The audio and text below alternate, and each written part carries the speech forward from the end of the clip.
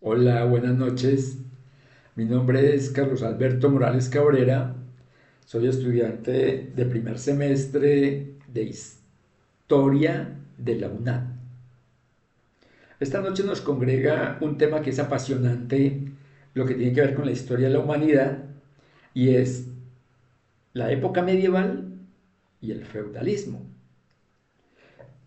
Aproximadamente desde el siglo V hasta el XV, cuando cae el Imperio Romano, producto de las invasiones germánicas o bárbaras, Europa se fragmenta en múltiples reinos.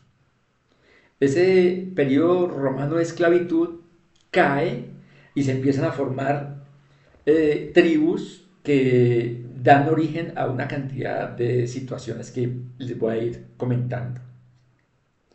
Es una formación económica social que dura aproximadamente 1000 años y no es fácil resumir en un videíto, en un video. Vamos a hablar de una sociedad jerárquica, estamental, donde existen las clases sociales bien definidas, como son la nobleza, el clero, los siervos y campesinos. Hay un predominio muy fuerte de la religión cristiana. Las ciudades, como ya les dije antes, las ciudades decaen, hay una decadencia de las ciudades, del comercio. En esta primera etapa del medioevo el avance científico es escaso. Eh, y les voy a hablar entonces del espacio geográfico, para que hagamos una contextualización geográfica. Todo ocurre en la Europa occidental y central. Allí pues, como decía Mark Bloch en su libro, entre los hombres que vivían entre el Tirreno, el Adriático, el Elba y el mar Mediterráneo. Un mundo romano-germánico, el cual estuvo bajo la influencia de tres fuertes bloques humanos: los maometanos, el imperio bizantino y los eslavos. Decía Mark Bloch, otra vez citándolo, el hombre de otro hombre, la subordinación de un individuo por otro individuo. Los señores feudales poseían la tierra, mientras que los campesinos o siervos estaban obligados a vivir de esa tierra, del señor. Esto iba creando una relación de vasallaje donde el señor feudal les exigía un pago, un tributo en especie, en trabajo, en productos. El señor feudal era la máxima autoridad, autoridad suprema. Su propiedad era un feudo gigante que los campesinos utilizaban, unas fragmentaciones, unas parcelas. Existían las tierras comunales y las tierras estatales. Este feudalismo fue fundamental para el desarrollo histórico de Europa.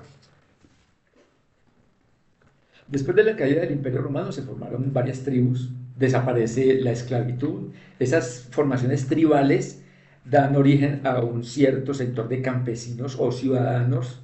Eh, las ciudades entran en decadencia, el comercio merma ostensiblemente y la moneda deja de circular.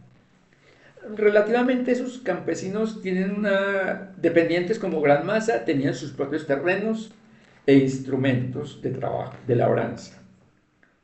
Las tribus bárbaras invasoras se apoderan de grandes extensiones de tierras estatales. Los bosques y los pastos seguían siendo comunales, pero las tierras de labranza se dividen en varias propiedades a ser propiedad privada de los campesinos. Aquí se forma un estrato de campesinos independientes, son pequeños. Entre esos campesinos existían familias acomodadas y también existían familias ricas, ricas y pobres. Empezó ya una desigualdad de la propiedad. Los que se habían enriquecido comenzaron a adquirir poder sobre la comunidad. Los pobres pasaron a depender de estos señores feudales. El feudalismo tuvo unas características. El señor feudal, propietario de la tierra. Medios de producción. Eso era la propiedad de él. Los trabajadores eran como esclavos, parcialmente esclavos, propietarios de unas pequeñas tierras y de unas herramientas de trabajo.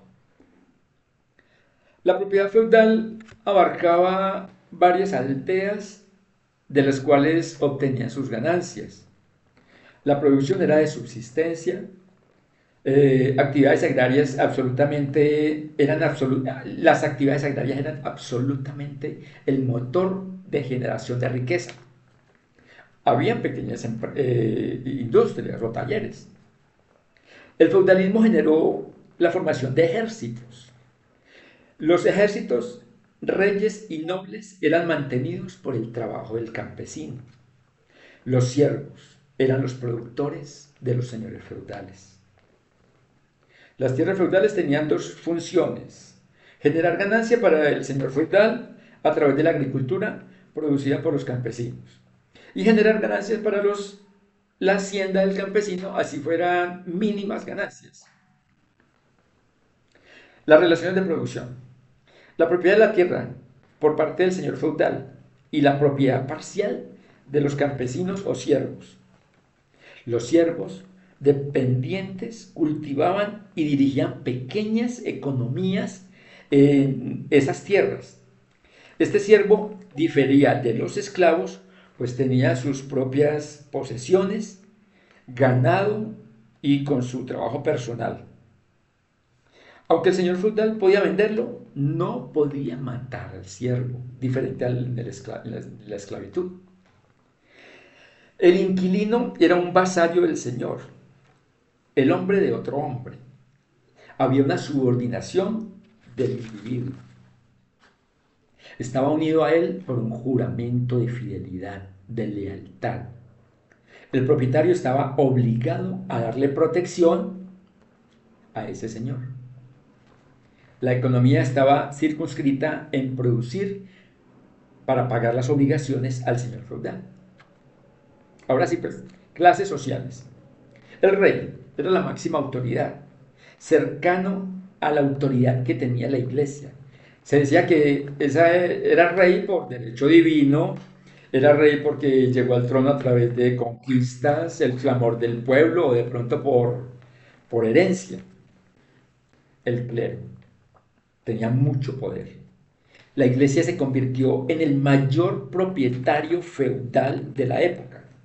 ¿A partir de qué? De donaciones. Al principio lo convirtieron, donaciones que le daban los militares, los reyes, les daban donaciones de tierras y fueron acumulando y fueron los mayores tenedores de tierra de la época. Tenían el dominio con los reyes feudales. Los nobles, también señores feudales.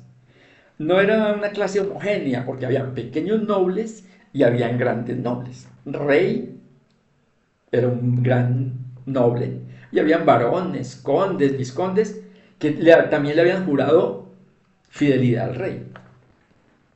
Todos debían obedecerlo y respetarlo.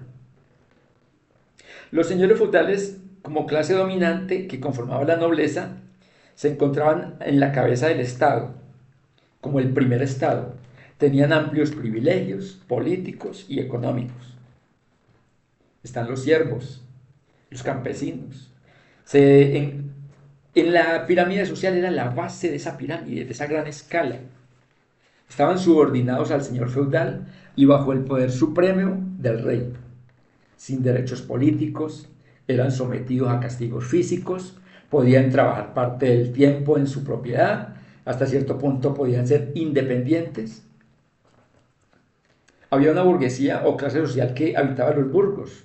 No se correspondía ni con la nobleza ni con los campesinos. Eran comerciantes, artesanos, nuevos profesionales. Esa burguesía transformó el feudalismo a través de las revoluciones producidas entre la Edad Media y la Edad Moderna. El arte y la cultura, riquísimo en la Edad Media. Se conformaron ciudades-estado, La formación de las lenguas romances, el italiano, el español, el francés. La literatura fue riquísima a partir de los libros de Gestas, El mío Cid, la canción de Rolando o las sagas del rey Arturo. El clero, con tanta riqueza que tuvo, promovió las artes, la arquitectura, la pintura, la escultura, promovió la creación de centros de peregrinación, iglesias, catedrales, así como las grandes universidades existentes en el mundo.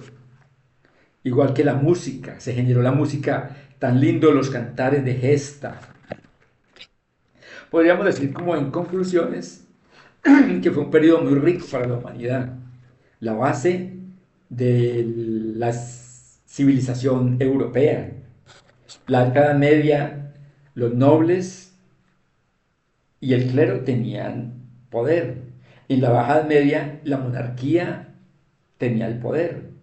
Aumentó la producción, se reactivaron los centros urbanos, el comercio y la moneda volvieron a circular.